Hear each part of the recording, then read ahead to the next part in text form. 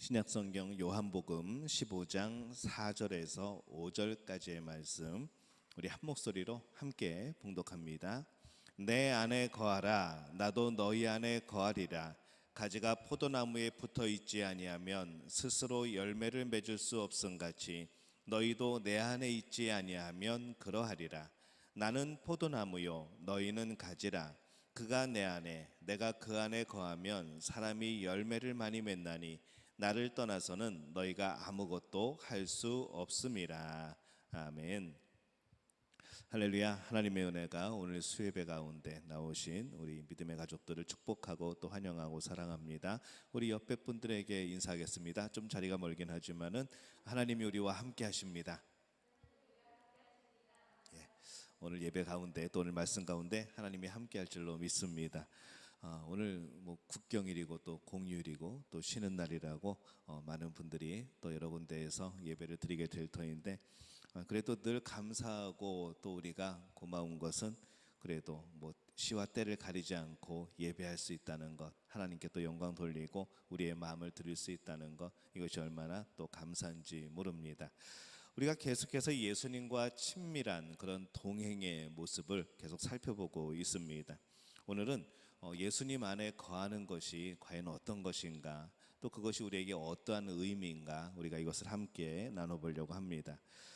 우리가 예수님을 믿는다라고 말하게 될 때에 이것은 주님과 항상 동행한다는 그런 의미입니다. 믿는다고 해서 일생에 한두 번의 그런 특별한 만남을 통해서 또 특별한 그런 체험을 통해서 예수님을 믿는다고 말할 수는 없다는 것이죠.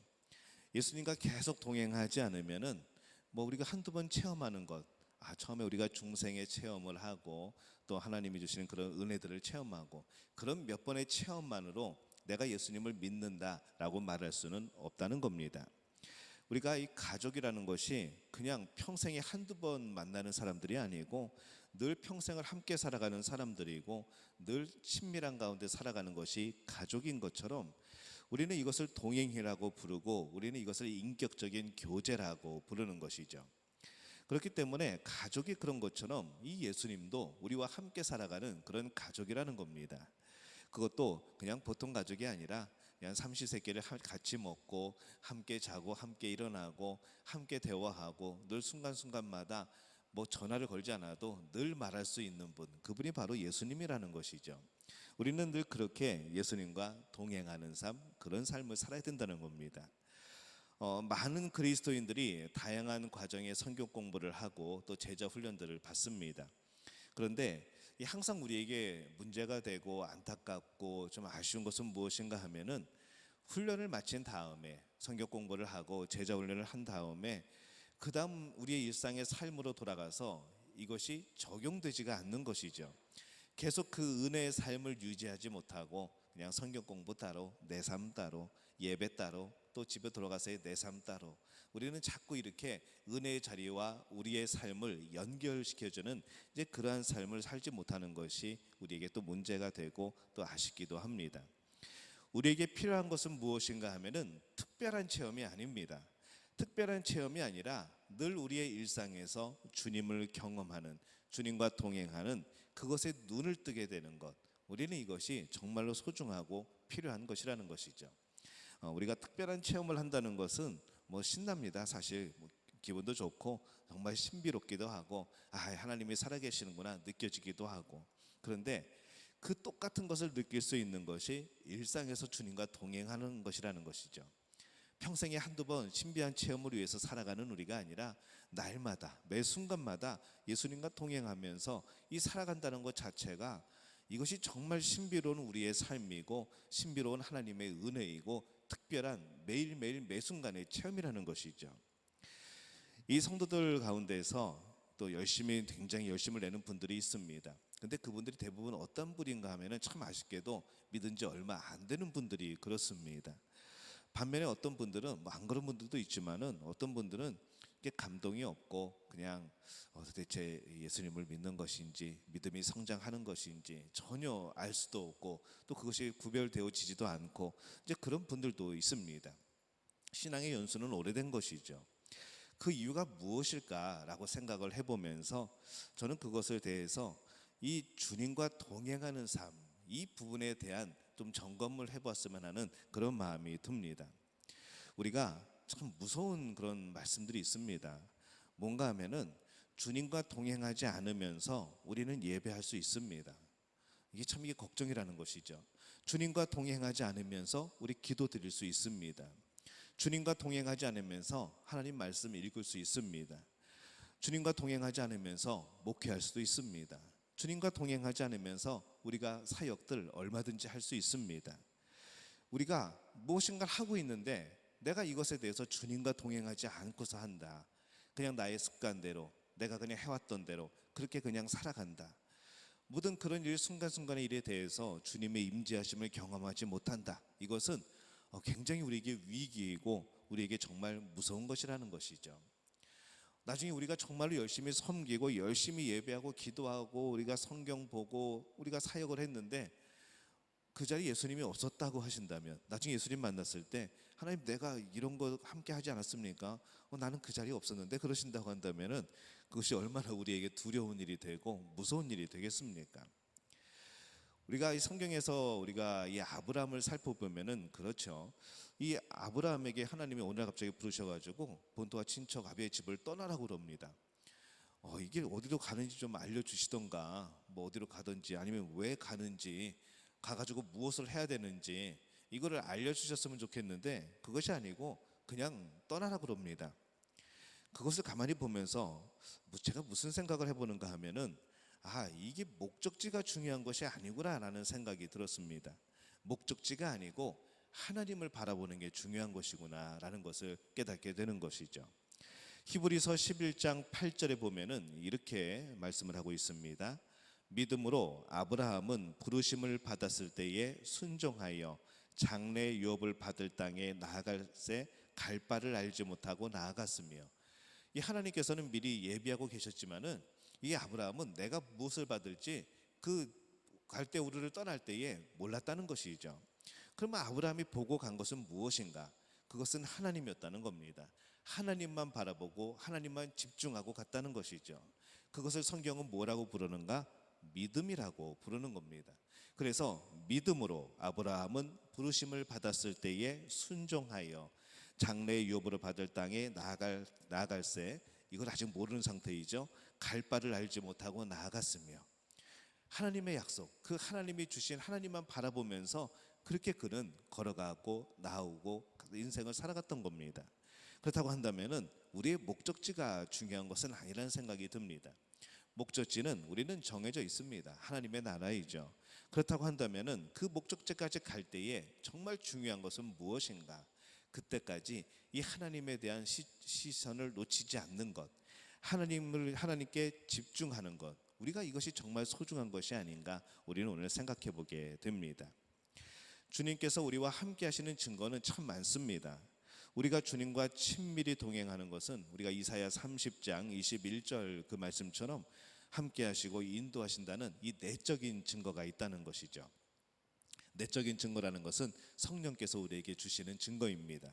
이사야서 30장 21절에 보면은 이렇게 말씀을 합니다. 너희가 오른쪽으로 치우치든지 왼쪽으로 치우치든지 내 뒤에서 말소리가 내 귀에 들려 이르기를 이것이 바른 길이니 너희는 이리로 가라 할 것이며, 이것을 우리가 외부적인 그런 음성으로 생각하면은 내가 오른쪽이나 왼쪽으로 치우칠 때 내가 또 뭐 이렇게 잘못된 길로 걸어갈 때 내 뒤에서 말소리가 들리고 누군가를 통해서 여러 가지 것을 알려주고, 우리는 외적으로 생각하면은 우리는 이것을 그냥 나를 도와주는 어떤 사람의 음성이라고 생각할 수 있겠죠. 근데 이분을 성령이라고 생각한다면 분명히 성경 말씀에도 바로 이 하나님이 하시는 역할이라고 말씀을 합니다. 오른쪽으로 치우치든지 왼쪽으로 치우치든지 내 뒤에서 말소리가 들려 이르기를 이것이 바른 길이니 너희는 이리로 가라 할 것이며, 이것이 성령님이 하시는 역할이라는 것이죠. 이것이 주님과 동행할 때에 우리에게 얻어지는 복이라는 겁니다. 주님의 음성이라는 것이죠. 그렇기 때문에 우리가 예수님께 집중하고 주님과 동행하게 될 때에 우리에게 얻어지는 말씀이 바로 이 말씀입니다. 우리를 인도하는 말씀이 들린다는 것이고, 우리의 양심 속에서, 우리의 심령 가운데, 나의 모든 상황 가운데 이 주님의 임재하시고 동행하시고 가르쳐 주시고 역사하심이 느껴지고 또 이해되어지고 깨달아진다는 겁니다. 그래서 이것이 성령 충만이죠. 또 우리가 요셉을 보게 되면 그렇습니다. 이 하나님과의 동행을 보게 될 때에 이 요셉이 어떻게 하나님과 동행을 했는가?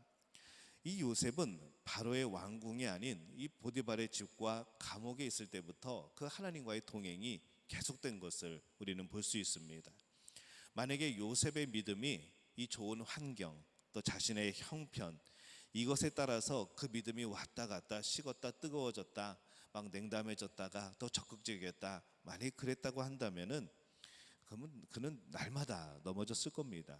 현실을 보면은 감옥이었고, 현실을 보면은 노예였고, 현실을 보면은 유혹이었고, 현실을 보면은 그것은 매맞음이었던 것이죠. 그런데 이 요셉은 거기에 초점을 맞추지 않습니다. 어디에 초점을 맞추는가? 하나님께 초점을 맞추는 것이죠. 하나님께 초점을 맞추었기 때문에 노예로 있든지 죄수로 있든지 감옥에 있든지 그 집에 있든지 나중에 왕궁에 살아가든지 그는 어떤 위치에 올라가서 있든지 상관없이 그는 하나님으로 기뻐할 수 있었고 하나님으로 감사할 수 있었고 그 하나님의 은혜를 충만히 받아 누린 그런 삶을 살았다는 겁니다. 늘 환경을 보고 형편을 보면, 내 사정을 보면은 그것은 쉽지 않다는 것이죠. 하지만 우리의 초점을, 우리의 시선을 하나님께로 맞추면은 우리는 언제든지 기뻐할 수 있고 감사할 수 있고 기도할 수 있다는 겁니다. 예수님을 바라보라는 것은 늘 성경만 읽고 기도하라는 것이 아닙니다. 누구를 만나든지 무슨 일을 하든지 함께 하시는 예수님을 인식하라는 것이죠. 의식하라는 겁니다. 그리고 또 주님을 기대하고 작은 일에서부터 뭐 큰 일에 이르기까지 주님께 순종해 보라는 것이죠. 여러분들이 막 이렇게 모였을 때 제가 이렇게 가면은 저를 자꾸 의식을 합니다. 여러분들도 안 그러려고 하는 것 같지만은 뭐 저도 뭔지 여러분들도 모르게 저를 자꾸 의식을 하죠. 그래서 그런 것을 보면서 아니 사람이 누가 옆에 있어도 만약에 높은 사람이 우리가 예배 드릴 때 만약에 여기 이곳에 있는 경찰이 한 명이 그냥 왔다 갔다 그래도 굉장히 신경 쓰이고 굉장히 뭔 일인가 생각이 들고 우리의 초점이 흐려지는데 우리가 이 예수님이 함께 하신다는 것, 예수님이 우리의 옆에 계신다는 것, 이것을 우리가 기억하게 될 때는 우리는 바로 또 다른 그런 은혜를 경험할 수가 있게 되는 것이죠. 항상 의식하고 살아가야 된다는 겁니다. 예수님이 계신 것을. 근데 우리는 너무나도 이것에 많은 실패를 합니다. 예수님을 의식하는 일을 실패하는 것이죠. 조금만 급한 일이 생겨도, 조금만 바쁜 일이 생겨도, 조금만 내가 당황할 일이 생기면은 예수님은 어디 간 듯 없어지는 겁니다. 그리고 내가 뭔가를 해보려고, 뭔가를 해결해 보려고 우리는 그것을 먼저 생각한다는 것이죠. 그래서 이 믿음이라고 하는 것은 열심이 아니고 예수님과의 친밀한 관계입니다. 열심은 자연스럽게 나오는 것이죠. 열심은 그건 나중에 우리가 은혜 충만한 가운데 자연스럽게 우리 곁으로 나오게 되는 겁니다. 그러면 그 중심에는 뭐가 있는가? 바로 예수님과의 친밀함입니다. 그래서 믿음은 친밀함이라는 것이죠. 예수님에 대해서 많이 알고 열심히 일한다고 믿음이 좋은 것이 아닙니다. 그리스도인은 예수님을 따라가는 사람, 예수님과 함께 살아가는 사람이 그리스도인이라는 겁니다. 그래서 현재 나와 함께 하신 주님을 믿고 사는 사람들, 예수님과의 관계 속에서, 그래서 믿음의 관계 속에서 살아가는 거죠. 그래서 믿음이 좋다라고 말할 때 그것은 어떠한 의미인가? 바로 예수님과 친밀하게 동행하는 사람이다. 우리는 그것을 믿음이 좋다, 그렇게 우리는 표현하고 그렇게 말을 합니다.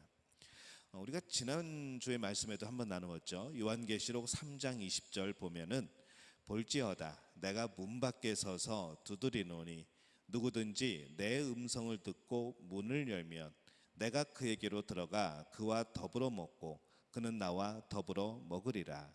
저는 이것을 뭐라고 말씀드렸죠? 삼시세끼라고 말씀을 드렸습니다. 삼시세끼 주님과 함께 하는 겁니다. 우리가 왜 식사로 이렇게 표현을 했는가? 식사를 준비하는 것이 그냥 딱 12시 딱 되면 밥을 먹는 것이 아니죠. 여러분들이 늘 힘들어하는 것, 설거지 해야 되고 또 음식 준비해야 되고 재료 사야 되고 또 음식을 만들면서 요리법도 찾아봐야 되고 또 예쁘게 차려내야 되고 또 먹으면 그것으로 끝나는가? 그것이 아니고 또 설거지해야 되고 이 한 끼를 먹기 위해서 우리가 해야 되는 많은 일들이 부수적인 일들이 굉장히 많다는 겁니다.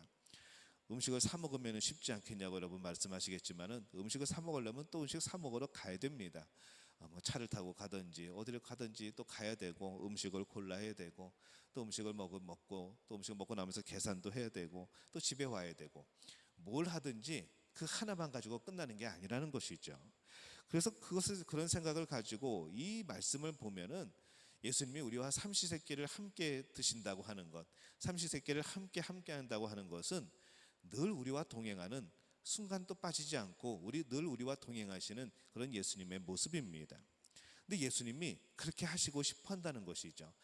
예수님 제발 우리 집에 오셔가지고 저와 삼시세끼 함께 하시죠 라고 하는 것이 아니라 예수님이 우리의 마음을 두드리고 예수님이 우리를 부르시고 내가 좀 들어가도 되겠냐고, 내가 너와 함께 하면서 그렇게 늘 식사하고 그렇게 늘 대화하고 그렇게 살면 안 되겠냐고 지금 예수님이 우리의 마음을 두드리는 겁니다. 그래서 믿음은 어디서부터 시작이 되는가? 예수님이 우리를 찾아오시는 것에서부터 이 믿음은 시작이 되는 겁니다. 찾아오셔서 우리와 친밀한 교제를 나누기를 원하시죠. 제일 친해지는 것은 같이 밥 먹는 겁니다. 그게 제일 친한 것이죠. 이 친밀한 교제까지 나아가는 사람이 진짜 잘 믿는 사람이고 바로 예수님을 정말로 동행하고 따르는 사람인 겁니다. 진짜 그리스도인인 것이죠.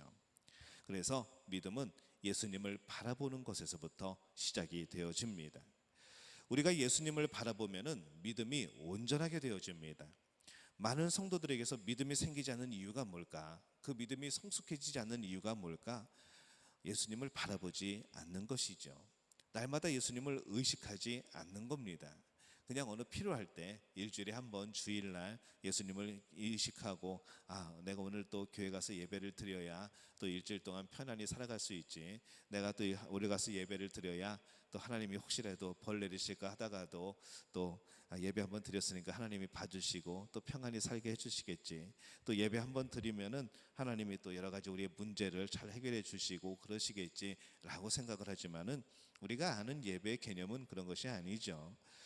우리는 이 예배를 통하여서 하나님을 바라보고 하나님께 영광을 돌리고 그 하나님이 계신 그 위치에서 내가 지금 어디를 살아가고 있는가, 하나님과 바로 옆에 친밀하게 살아가고 있는가, 아니면 하나님과 동떨어져서 멀리 살아가고 있는가, 이것을 바라보게 되는 그러한 것이 예배라는 겁니다. 예배도 하나님과의 관계인 것이죠.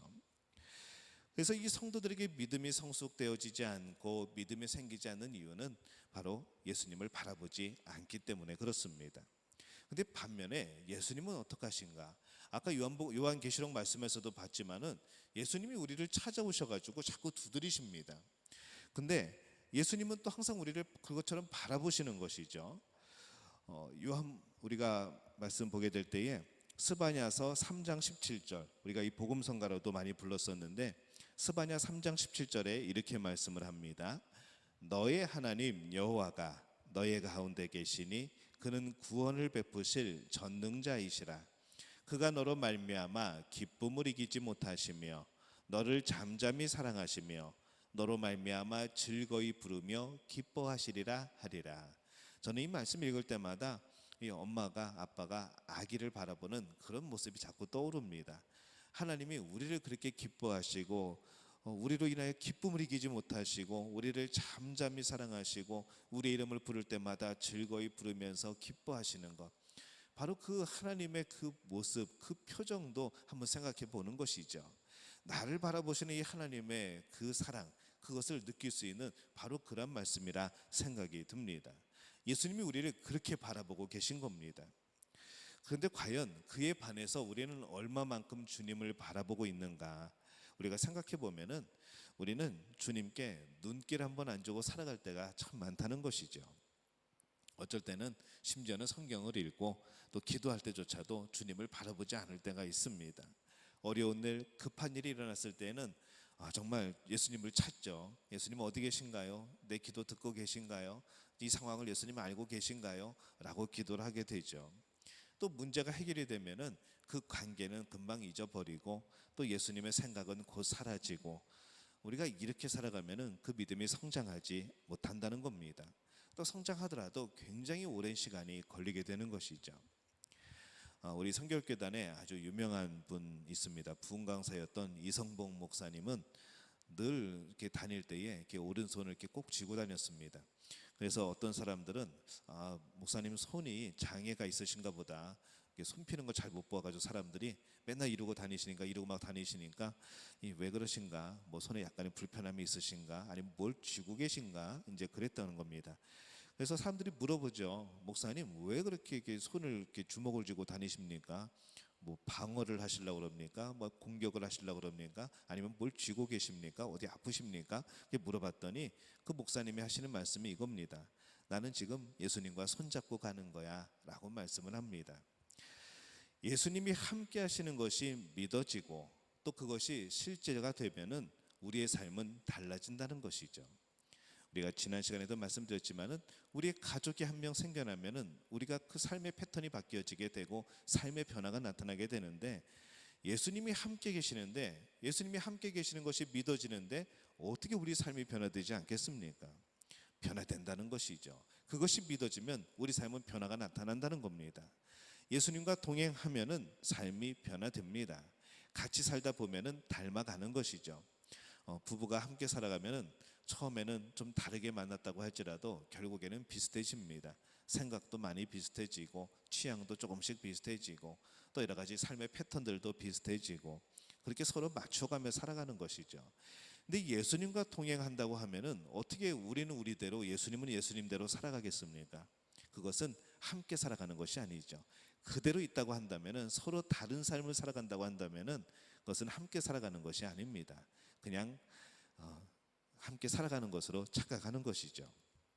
정말로 함께 살아가면, 동행하면 변화되는 겁니다. 우리와 함께 계신 예수님께서 매일 우리를 초청하십니다. 매일 우리의 문을 두드리고 계십니다. 그래서 믿음은 주님을 바라보고 또 인격적으로 그분과 함께 살아가는 것이죠. 인격적으로 살아간다는 것은 그분을 인정한다는 겁니다. 그분에게 귀를 기울인다는 것이죠. 그분에게 존경을 표한다는 겁니다. 왜냐하면 존경하면 귀를 기울이게 되어 있습니다. 내가 사랑하면 귀를 기울이게 되어 있습니다. 내가 관심이 있으면 귀를 기울이게 되어 있는 것이죠. 그래서 인격적으로 예수님과 산다는 것은 그렇게 사랑하고 그렇게 관심을 가지고 그렇게 좋아하고 그렇게 살아가는 겁니다.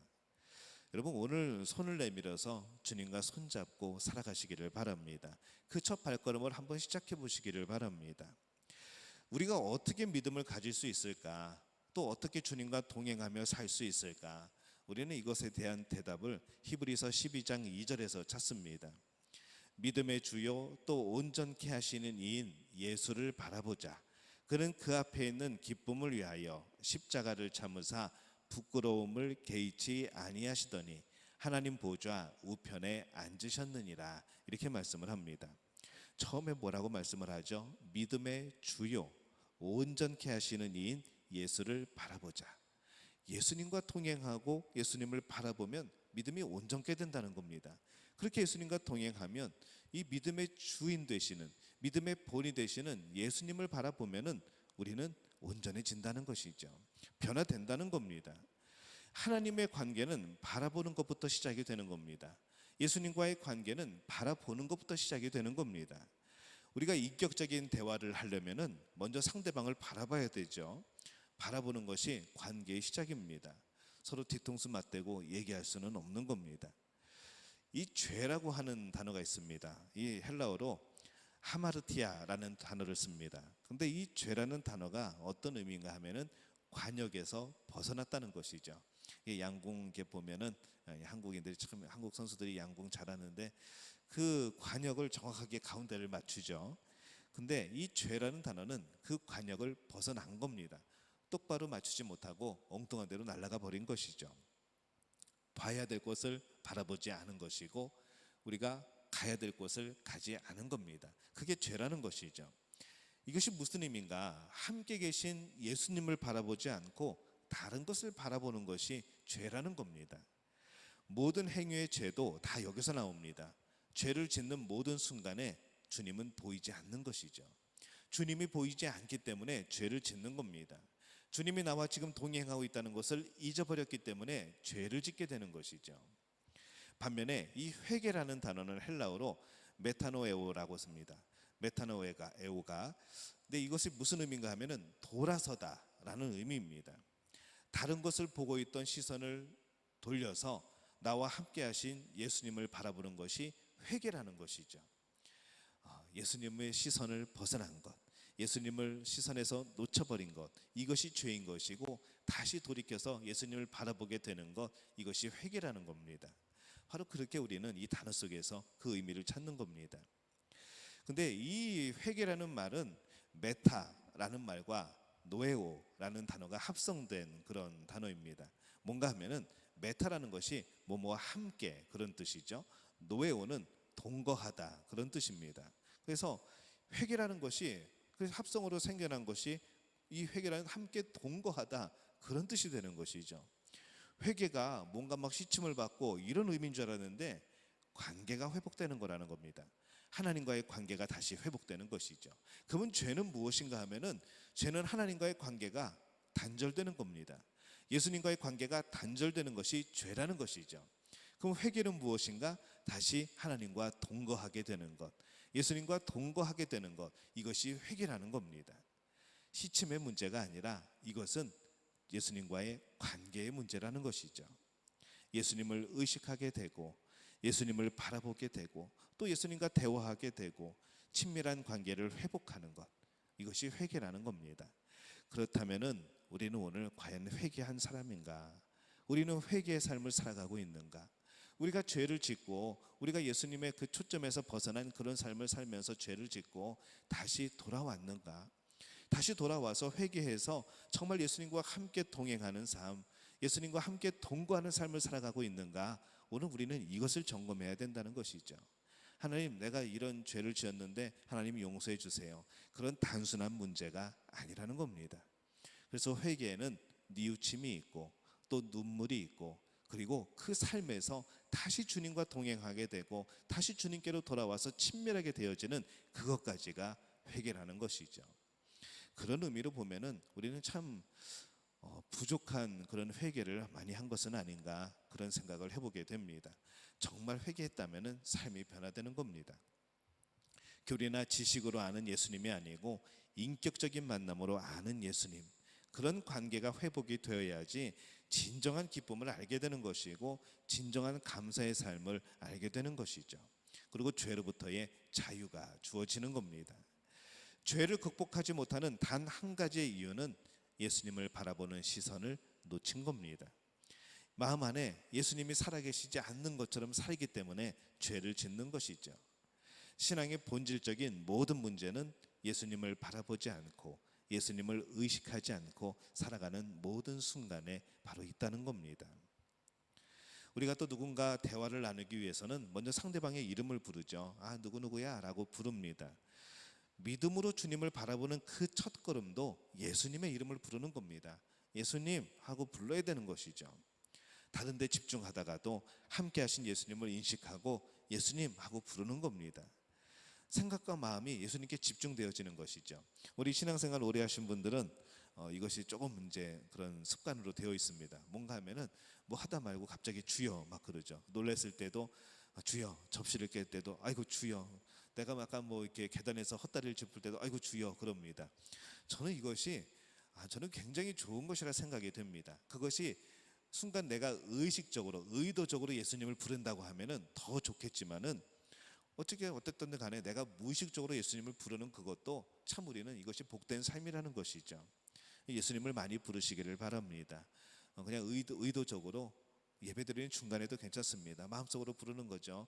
예수님, 내 안에 계신 예수님을 인정한다는 겁니다. 내가 그 예수님께 말을 거는 것이죠. 일상생활 우리가 설거지 하다가도 예수님 불러보고 아침에 일어나서도 예수님 저 일어났어요 라고 말하고 우리가 이런 자연적인 그런 예수님과의 대화의 삶이 필요하다는 겁니다. 예수의 이름을 부르면 능력이 나타납니다. 왜냐하면 능력은 그 예수의 이름에 있는 거거든요. 우리가 영적인 싸움에서도 예수님의 이름을 부르면 승리합니다. 그 안에 능력이 있으니까. 우리가 여러 가지 시험과 환난과 어려움 상황에서도 예수님을 부르면 우리는 승리하고 극복해냅니다. 왜냐하면 그 힘이 그 이름 안에 있으니까. 근데 우리는 과연 이 예수님의 이름을 얼마나 부르는가? 거의 부르지 않는다는 것이죠. 의도적으로 부르는 경우들이 많지 않다는 겁니다. 정말 부드러운 목소리로 매 순간마다 불러보시기를 바랍니다. 예수님, 어떻게 할까요? 예수님, 이거 참 맛있네요. 예수님, 오늘 뭘 해야 될까요? 예수님, 나에게 이런 마음이 있는데 예수님은 어떻게 생각하세요? 우리가 늘 이렇게 인격적으로 예수님을 부를 수 있는 것, 의도적으로 부를 수 있는 것, 이것이 참으로 복된 삶이고 믿음의 삶이라는 겁니다. 우리가 주님을 바라보는 것에 힘쓰기 시작하면은 우리는 주님을 임재를 느끼는 감각이 더 예민해지고 더 커집니다. 베드로전서 1장 8절 말씀에 보면은 이렇게 말씀을 하죠. 예수를 너희가 보지 못하였으나 사랑하는도다. 이제도 보지 못하나 믿고 말할 수 없는 영광스러운 즐거움으로 기뻐하니. 성경을 읽다가 마음의 감동을 느끼고 주님의 책망과 교훈과 위로의 약속을 이 자신에게 주시는 것으로 깨닫는 그 인격적인 주님을 만나게 되었을 때 우리는 그것을 내가 예수님을 만났다, 내가 예수님을 경험하였다, 그렇게 말하는 것이죠.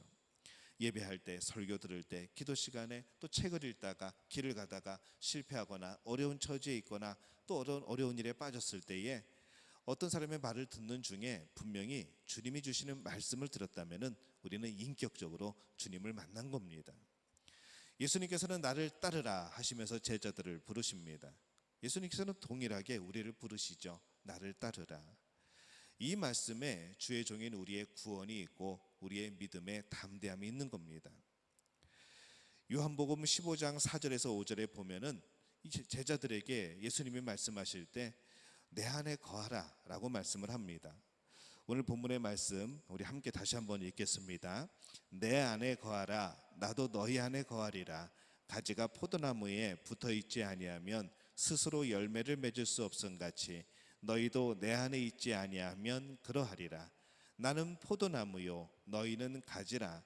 그가 내 안에 내가 그 안에 거하면 사람이 열매를 많이 맺나니 나를 떠나서는 너희가 아무것도 할 수 없음이라.